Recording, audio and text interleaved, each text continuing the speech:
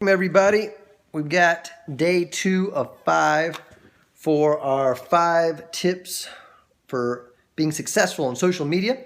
Welcome to all the replay viewers on Periscope. Welcome to the viewers on Facebook. Welcome to the viewers on YouTube. And I've got no other social media channels at this time that I'm trying to distribute through. So yesterday, we talked about the first thing for being successful on social media. Really, these are going to apply to like a lot of things in your life and all of our lives, but is authenticity. And we used the story of Daniel. So tip number 2 in being successful on social media is consistency. That's one we probably all struggle with. I really struggle with. I want to give you a quick story. I live in Highlands, North Carolina now, on top of a mountain, but I used to be a missionary to Taiwan. I grew up in Atlanta, so I've been kind of all over the place. But when I was a missionary in Taiwan, I had to raise money to pay for everything. I didn't get paid. I didn't get a salary. So I had to raise money. So what did I do? I was only 21 years old, so I had to talk to some people who have money, and that was none of my friends had money at 21. So I came back to the States every once in a while, and I would have breakfast or lunch with all of my parents' friends. And every time I met with somebody, they would say, "Oh my goodness, I love your dad. Your dad is awesome. Your dad's amazing. Your dad is this, your dad is that." And I was like, after a while, and I like my dad, right? But I'm my dad's son, so I know the good and the bad. So after a while, I start asking them, and these are all, individual meetings. They don't necessarily know each other, but I would just ask them, okay, everybody's telling me they love my dad, so tell me what's so awesome about my dad. And every single person I asked would give me the same answer. They said, they'd think about it for a second because they didn't come prepared with an answer. And they'd say, you know what? He's consistent.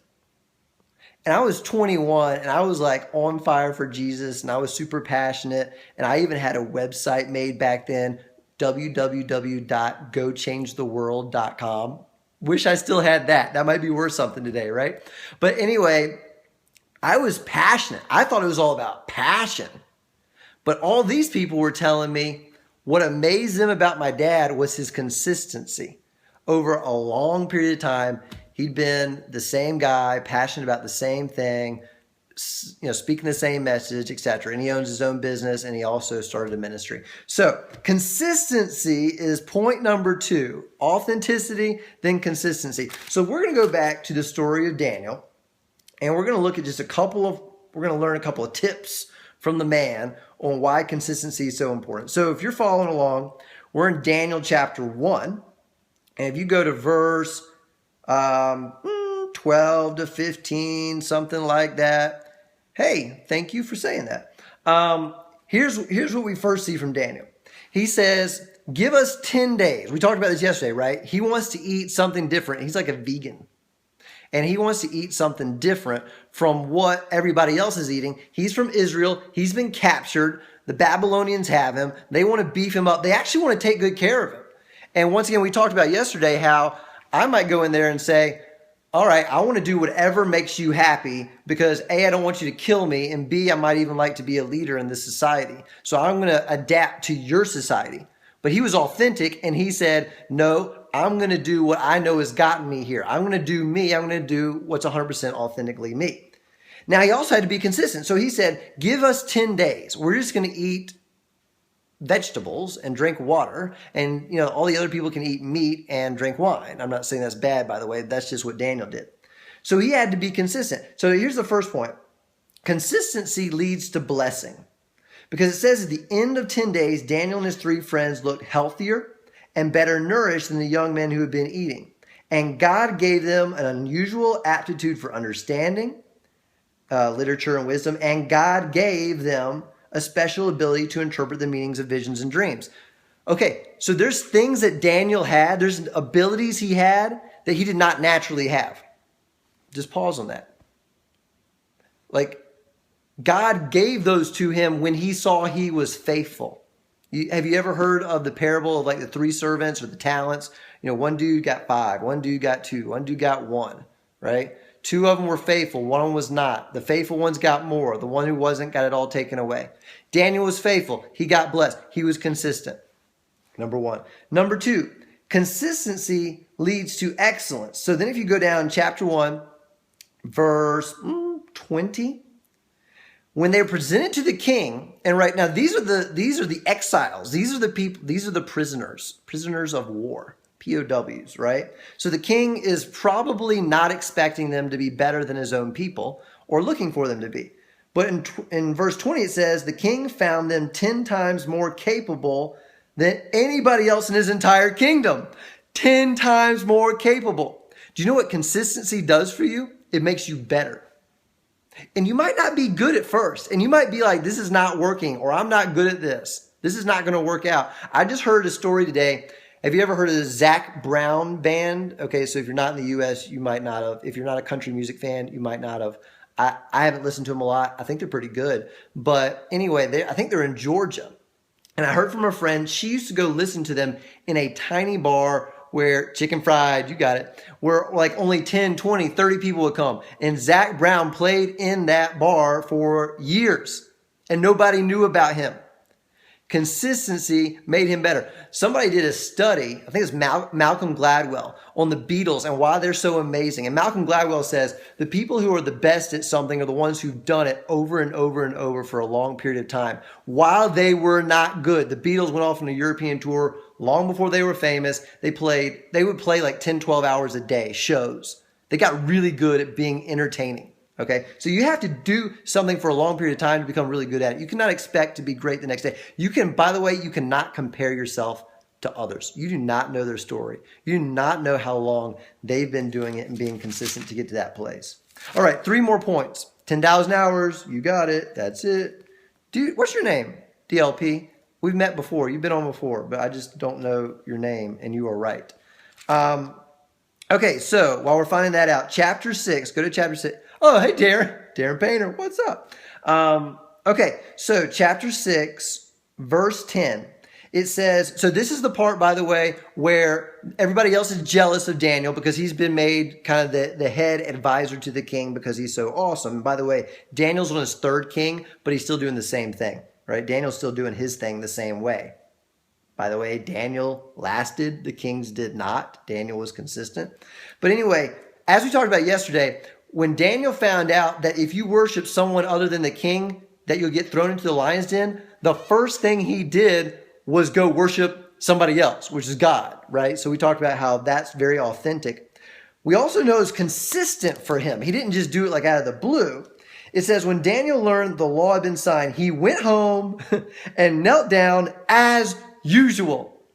Underline as usual in his upstairs room with his windows open toward Jerusalem. He prayed 3 times a day, just as he had always done.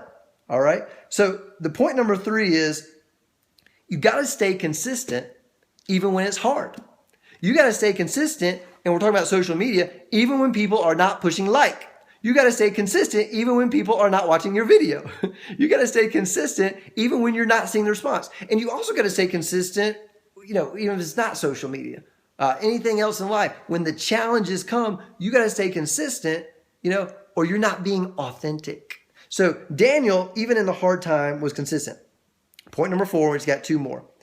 It says in verse 11, chapter 6, then the officials went together to Daniel's house and found him praying and asking for God's help. Point number 4 is others can depend on you. Well, the officials who were trying to bring Daniel down, right, they were depending on Daniel staying consistent, even though the law was passed. And you can read earlier in chapter 6. They said, hey, you know what? I got a plan. Let's make up a rule where Daniel keeps doing what he usually does, which is just worship his God 3 times a day. He's going to get killed, and then we can get rid of him. So they were dependent on him. When you were consistent, if I show up here at about, sorry, it was a little late, 11 a.m. Eastern, Monday through Friday, you can depend on me being here. If you post on a regular basis, people can depend on you posting. If they can't depend on you, then they're not going to want to support you, right? Now, it's a little different in this because they were trying to take him down. But anyway, if you're consistent, people can depend on you. Last point.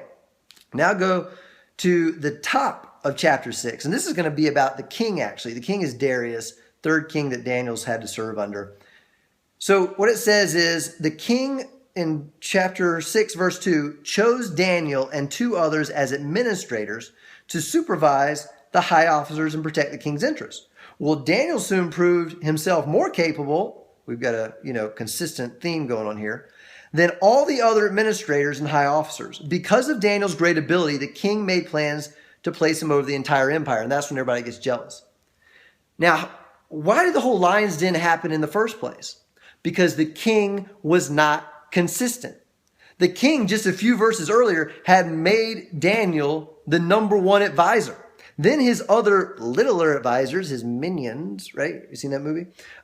They come to him and we've got a great plan. He doesn't look into it. He doesn't question it. He doesn't think about it. He acts in the moment. He acts on how he feels. They butter him up. So he responds to that. That's not consistent. So here's the final point. If you're going to stay consistent, you have to set some parameters. You have to set like a weekly schedule. You have to set, when you're about to post something, you have to kind of know, okay, is this 1, 2, 3 good? Is it interesting? Is it serving others? Is it whatever? We can go over that later. But the point is, you got to set up something, a process that keeps you consistent. Because if you don't have a process that keeps you consistent, there's going to be days when you're not feeling like posting, or you're not feeling up or joyful, or posting something positive, it'll end up being negative, or whatever it is. But if you can always rely on the process, you'll stay consistent, and good things, we already know, good things will happen. All right, so let's wrap it up. This is for social media success. This is for life success. 1 is be authentic. 2 is be consistent. And we'll talk about the next 3 over the next 3 days. And just to wrap up on consistency is going to make you better at what you do. Consistency is going to bring blessing from God. People are going to be able to depend on you.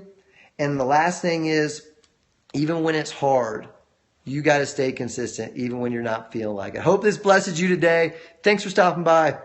Thank you, Darren. Thank you, Yen Ling. Thank you, everybody else who joined us. And thanks for the hearts. All right. Thanks, Darren. Bye.